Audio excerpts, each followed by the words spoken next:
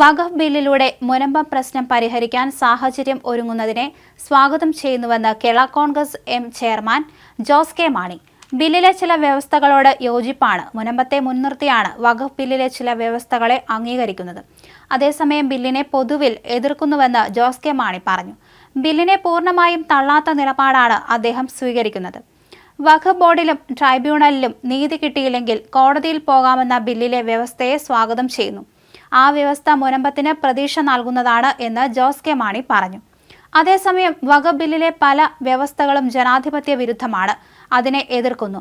വഖഫ് ബോർഡിൽ അമുസ്ലിങ്ങളെ ഉൾപ്പെടുത്തിയതിനെ അംഗീകരിക്കാനാവില്ലെന്നും ജോസ് കെ മാണി പറഞ്ഞു.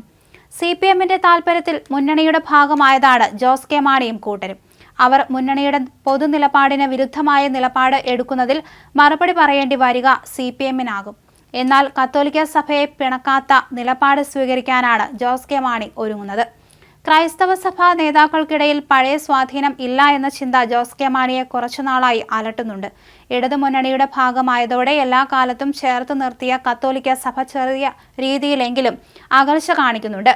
ഇതിനെയെല്ലാം ഒറ്റയടിക്ക് മറികടക്കാനാണ് വഖഫ് ബില്ലിലെ അവസരം ജോസ് കെ മാണി ഉപയോഗിക്കുന്നത്. ബില്ലിനെ കേരളത്തിലെ MPമാർ അനുകൂലിക്കണമെന്ന് കത്തോലിക് മെത്രാൻ സമിതി ആവശ്യപ്പെട്ടിരുന്നു. സുരേഷ് ഗോപി ഒഴികെ ആരും ഇത് പരിഗണിച്ചില്ല. ഈ അവസരമാണ് ജോസ് കെ മാണി ഉപയോഗപ്പെടുത്താൻ ശ്രമിക്കുന്നത്. ജോസ് കെ മാണിയുടെ ഈ പിന്തുണയ്ക്കെതിരെ CPM നിലപാടെടുക്കും എന്ന ഉറപ്പാണ്. കാരണം മുന്നണിയിൽ ഇത് സംബന്ധിച്ച് വിമർശനമുണ്ടായാൽ മറുപടി പറയേണ്ടി വരിക CPM ആണ്.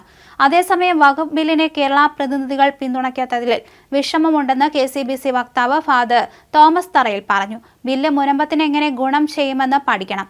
വഖഫ് ഭേദഗതി ബില്ലിന് നൽകിയ പിന്തുണയിൽ രാഷ്ട്രീയമില്ലെന്നും KCBC വക്താവ് കൂട്ടിച്ചേർക്കുകയും ചെയ്തു.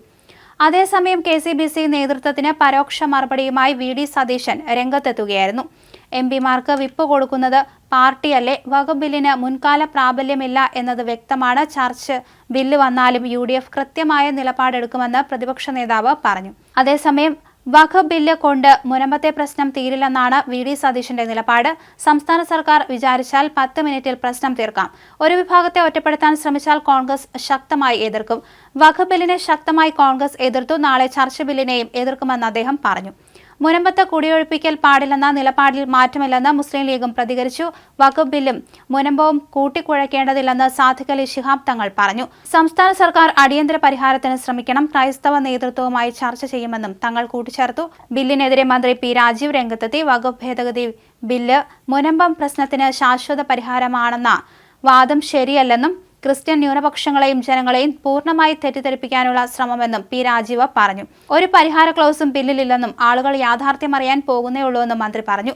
രാജ്യസഭയിൽ കാണാമെന്ന് തോമസ് ഐസക് പ്രതികരിച്ചു. കോൺഗ്രസിന് വഖഫ് വിഷയത്തിൽ രണ്ട് മനസ്സാണ്. കോൺഗ്രസിന് വടക്കേന്ത്യയിൽ മൃദുഹിന്ദുത്വവും തെക്കേന്ത്യയിൽ മതേതരത്വവും. കോൺഗ്രസിന് വേട്ടനായുടെ സ്വഭാവമെന്നും തോമസ് ഐസക് പറഞ്ഞു.